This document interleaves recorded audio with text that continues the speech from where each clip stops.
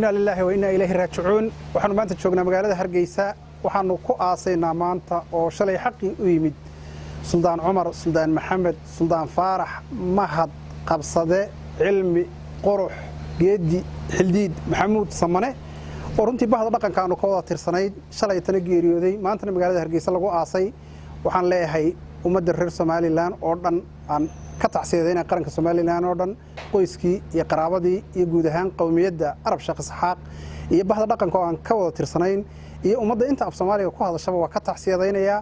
ilaahay waxaan uga baryayaa inuu qabriga uga yeelo rawda min riyaadil janna ilaahay waxaan ka baryayaa inuu dambigiisa iyo kii waalidiintiisa u dhaafo ilaahay waxaan ka baryayaa inuu jannatul firdaws ku casuumo Suldaan Umar adoon wanaagsan buu ahaa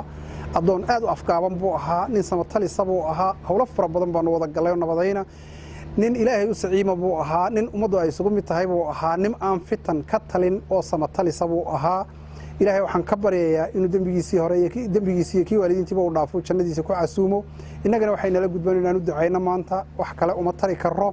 ummadda reer Soomaaliland oo dhan iyo ummadda afka Soomaaliga ku hadashaba waxaan ka codsanayaa inay u soo duceeyaan waxa kale oo halkan aan ka baarigayaa oo aan leeyahay ilaahay xilka ku asturo inankiisii Suldaan Cabdiraxmaan Suldaan Umar Suldaan Faarax Suldaan Cabdiraxmaan Suldaan Umar Suldaan Maxamed Suldaan Faarax oo maanta la caleema saaray ilaahay inuu ilmahaasi barakeeyo inuu samatalis sifihii aabihii inuu ilaahay siiyo samatalisnimo cimrigii awowgii Suldaan Maxamed muddada dheer 60 sano oo suldaanada hayay in ilaahay uu ku simo ilaahay inuu ka dhigo kii loo aayo ummadda reer Soomaaliland oo dhan iyo ummadda Soomaaliyeed iyo ummadda islaamka oo dhan isku wada anafkiisa wax laga naxaa ka soo yeedhin baan isagana ugu ducaynayaa inaan yar weeye ummadda reer Soomaaliland iyo bahda dhaqankana waxaan halkan baaq uga jeedinayaa iyo reerka oo suldaanada guud u qaadayba inay kala taliyaan oo hareer joogsadaan oo hiil iyo hoob wixii u baahan yahay la siiyo dhamaanteen way naga tacsiyadeynaya intaas ma kulli ku soo koobay